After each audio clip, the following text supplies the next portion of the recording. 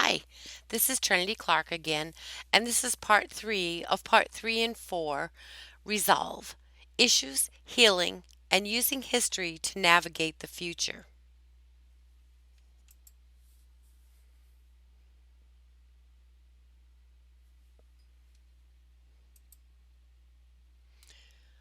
Ah, family and community. Oh, another family, another community, and another, and another, and another. Resolve families, helping people. It's not that difficult.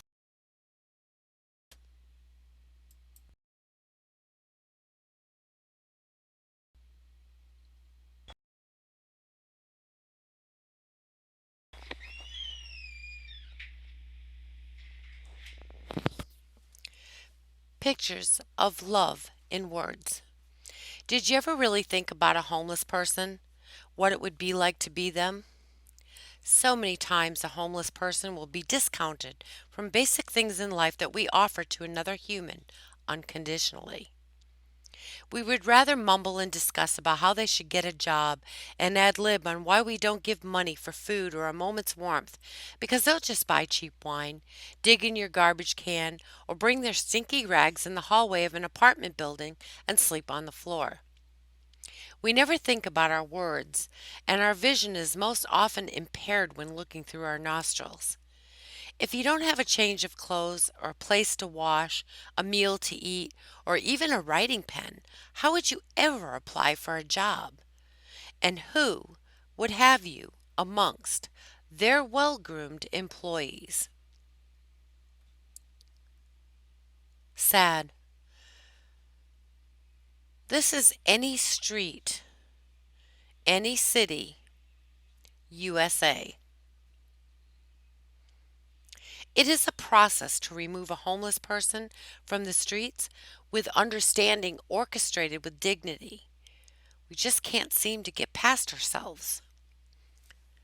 That is what love chapters in a community can offer through value for value exchanges: a warm, clean bed to sleep, a shower, basic hygiene supplies, a choice of donated clothing, a place to do laundry, and three square meals in exchange for various tasks of labor. The incentive is more willing labor creates an income above housing, which in time allows opportunity for a home of their own, a vehicle, clothing, and solid employment. Love chapters didn't do it for them, they earned it.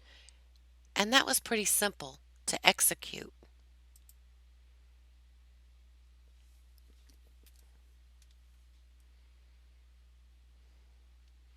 Entitlement, Part 1.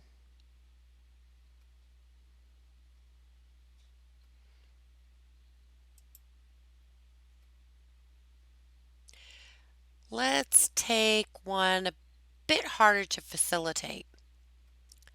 You have some families in the community reliant on government commodities, food stamps, government medical coverage, and subsidized housing, and even a monthly check.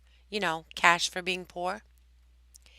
It is a very touchy subject because the situation that put people in these government programs vary, but the mental state of entitlement, dependence, and compliance to follow the rules in order not to lose the entitlements is the same.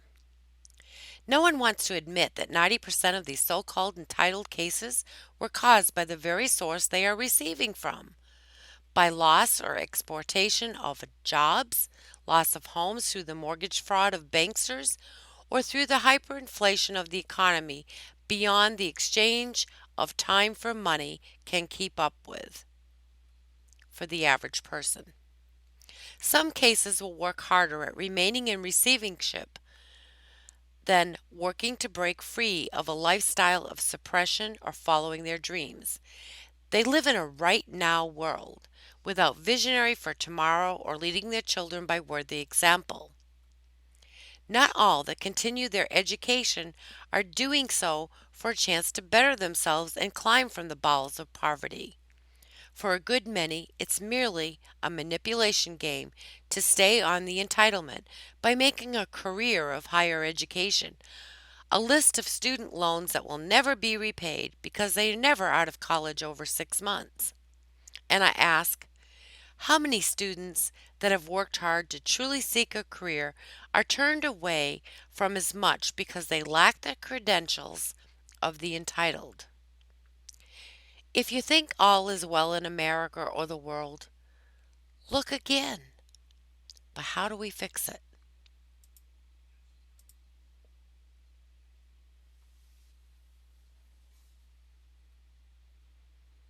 Entitlement. Part 2. The easy answer to a society stuck in the bowels of poverty, capped by the lid of entitlement, is education. It is the education of taking control of our destiny as individuals and members of a community and how not to be enslaved by entitlements. Entitlement is a mindset, not a physical place of being. To have an entitlement mindset, one must be lured to give up their dreams and aspirations at their darkest hour for a moment's rest, a break from the cruelty of the world. Once in that very dark place of servitude, the light, one's purpose, or one's freedom can never be aspired to, as if it were the surface of a well where one is stuck at the bottom with nothing to hang on to in order to climb out. They feed, they clothe, and they doctor. So why not just be a good little entitled creature and stay in the well, digging it deeper every day? An entitlement mindset becomes a lifestyle, but who and what they are is a tool for the corrupt. The entitled are fearful and will sell their life to servitude of the corrupt as long as the masters don't interfere with their entitlement. They have sold their human value to become part of the army behind the corrupt. The corrupt are the thieves of dreams. They are the decline in humanity, and they want nothing more than to suppress humanity to serve their needs of greed and control. Let's try to educate on who's eating who here. Education is the key to unlock the secret passage out of the dark well. Education is the light in which to view one's value. Community is a support fence to keep the people from falling back into the well. It's all possible with love in the community.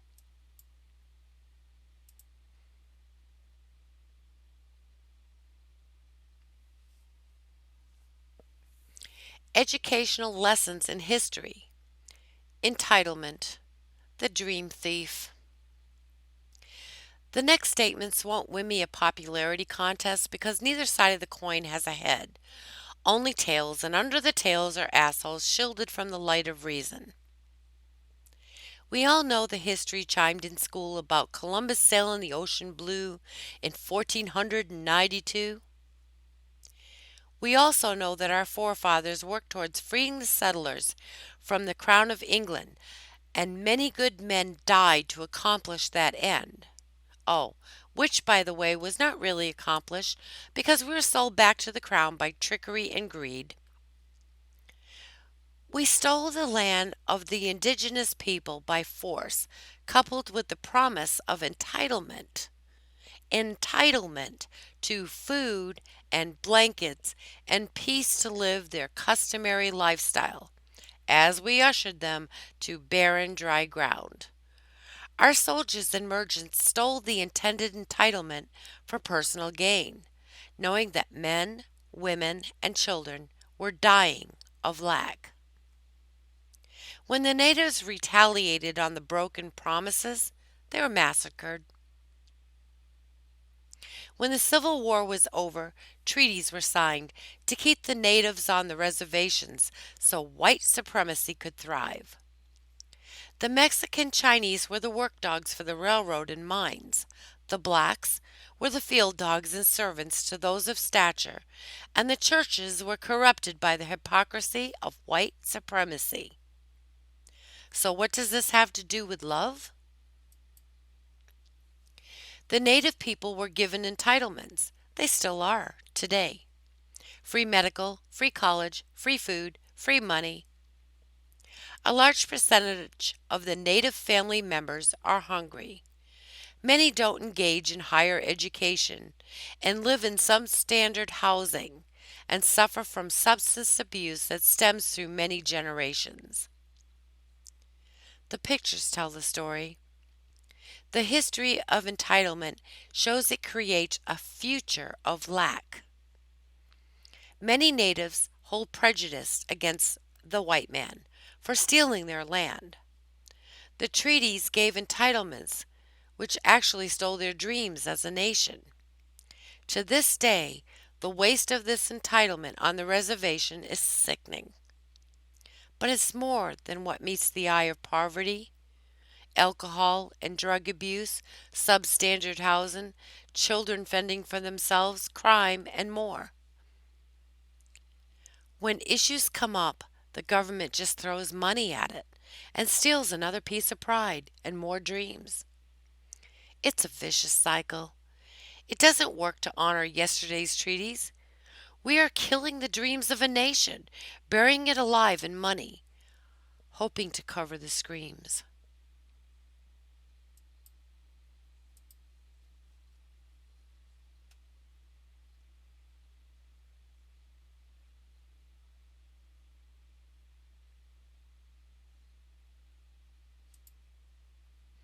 Our forefathers of this country were highly educated individuals.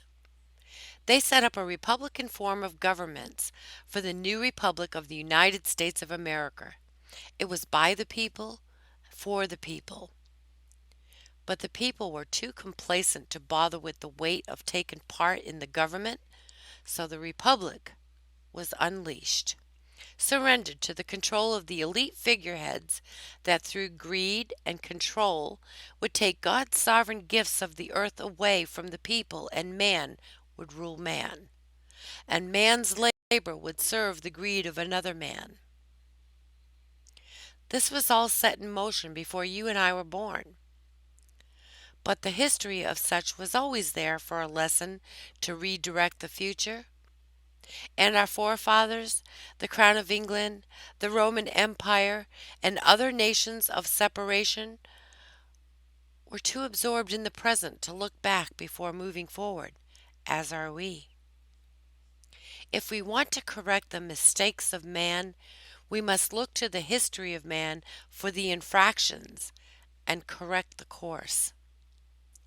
We must rid any and all hierarchy by the perimeters we bound by color, race, gender, or social status, wealth.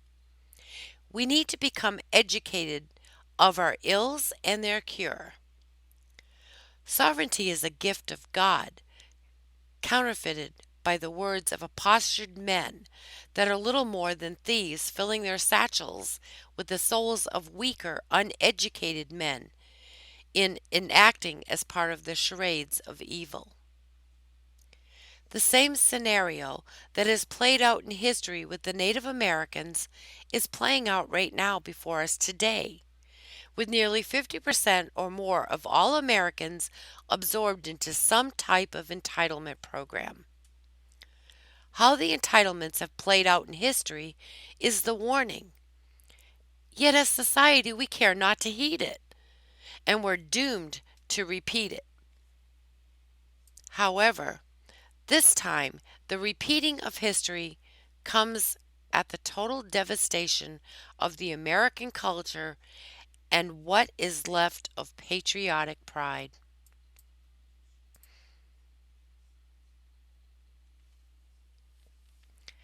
As we now move to part 4, Solutions of Love.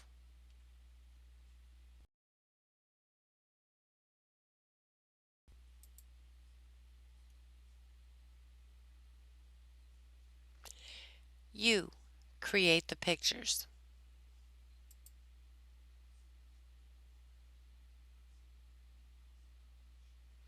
I want to ask you a question. Without condemning the humanitarian efforts of those that help in catastrophic aid around the world, I need to ask how they operate. Where does the funding for their good deeds come from? Right. They are a Robin Hood agency. They accept donations, even promote a plea for a donation to their cause by spreading guilt of human conditions around the world to tap into the pockets of those that have to give a penance to those that suffer from the catastrophic event or climate of suppression. This type of Robin Hood approach to healing the world of its ills is actually the bleeding out of the earth. And the only way to stop the bleed is education and entrepreneurism. All that we need has been provided. But if we're too lazy to dig a potato from the soil, or we are above that, then we need to go hungry. Remember the butcher, the baker, the candlestick maker? Entrepreneurism is the root of our sustainability as humans, and it begins in what we call community. Thus, Love Chapters Earth Church uses entrepreneurism to fund its locations and educate the people so that people can help people stop the bleeding out of nations and understand that they are the church, not the church building. In the same respect, shouldn't the people govern themselves? Why is it we allow ourselves to be bled of sustainability by the idea of entitlement? And why is it the biggest hoarder of entitlement resources is whom steals from those that have to give to those that don't, instilling that they are entitled? So, what would real change look like in an American city or town?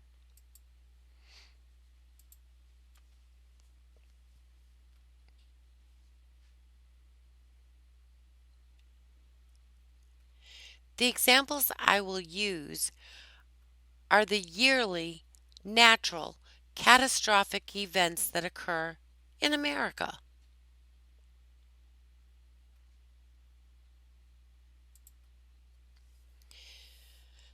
Talking heads talk in the aftermath of a catastrophic event.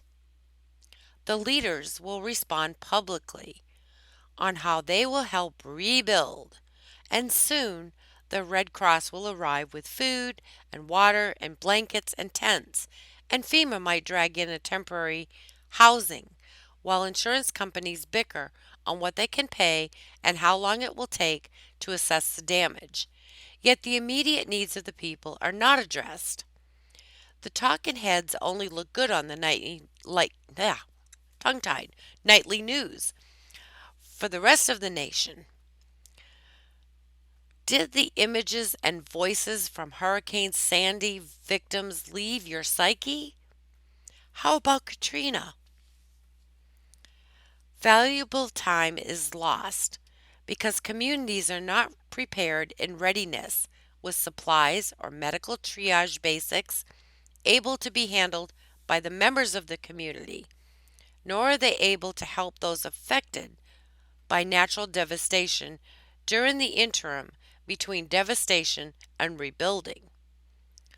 Loss of life or injury cannot be managed, but how we handle these events within a community and as a community, not just in the initial chaos, but for the long term, can be healing for the community by utilizing the sense of community.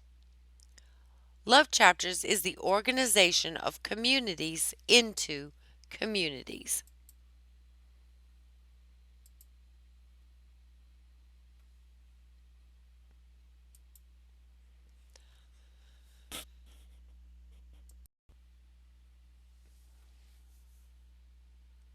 Love Chapters Earth Church offices begin in a community as a team of 8.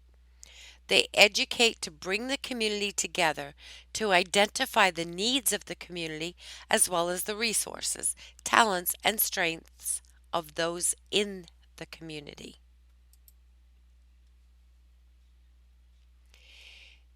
each Love Chapter office begins stocking basic sustainability items for catastrophic events such as food, water, water purification systems, blankets, sleeping cots, first aid supplies, emergency power supplies and communications, emergency sanitary supplies for women's babies and the elderly, as well as gas and battery powered tools and hand tools.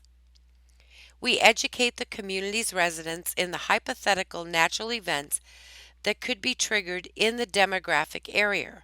We mastermind on various scenarios and address as many solutions as possible. We work with still other residents to set up a medical triage unit, an area, others to set up food and water disbursement or dining areas, and still others to set up temporary shelter. Each Love office takes on auxiliary members that volunteer their time to become a part of the educational process on typical catastrophic possibilities for the area and as part of the volunteers to carry out the plans should such an event occur in actuality. The organizational skill set of the officers in any location and their growing auxiliary team will sustain and or rebuild. Love is part of the community, and the community is love.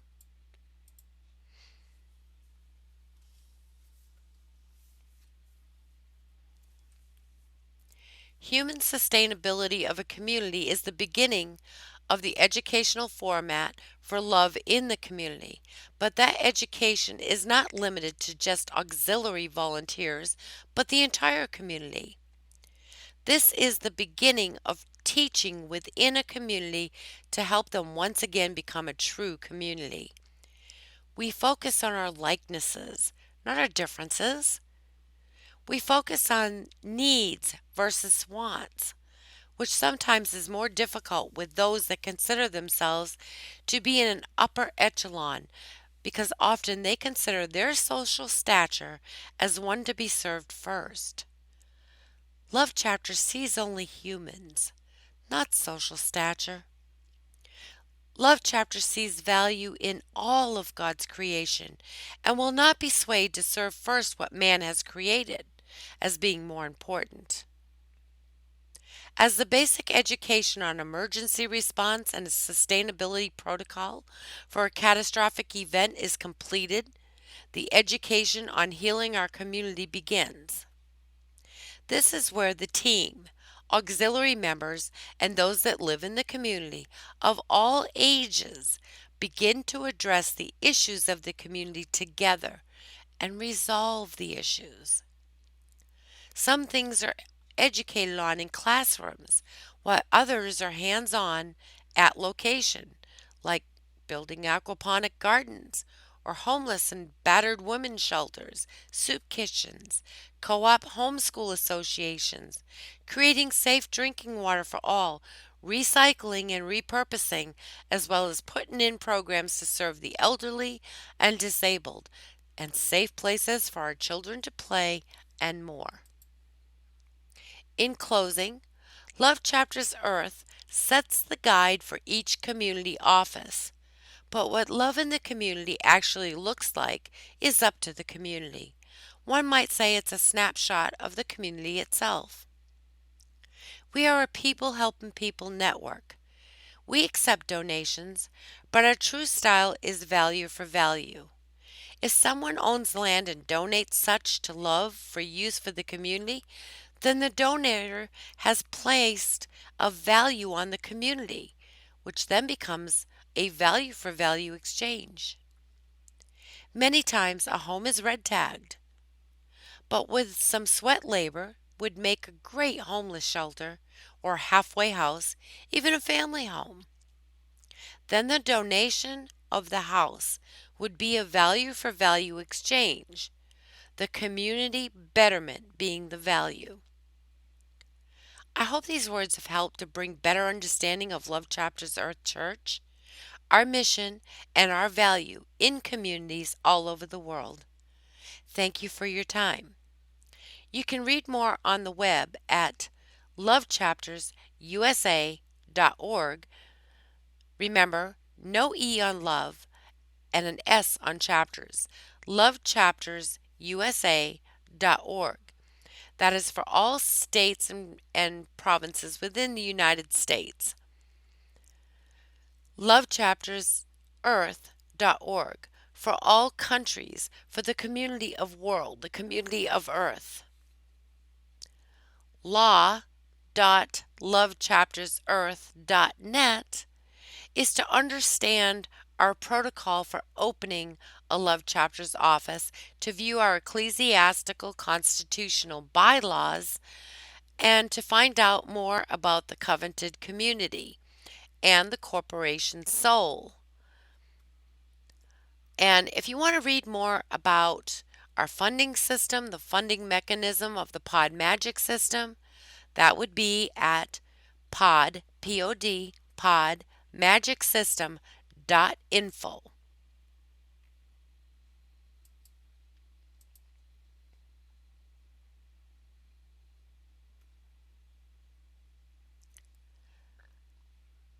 Love Earth, the People Helping People Network. This love, LOV, with a great big E, is because love is for everyone. The heart, to love the earth, everyone and the earth. The end of what love chapters are and how they are operated and how they are funded and what they look like.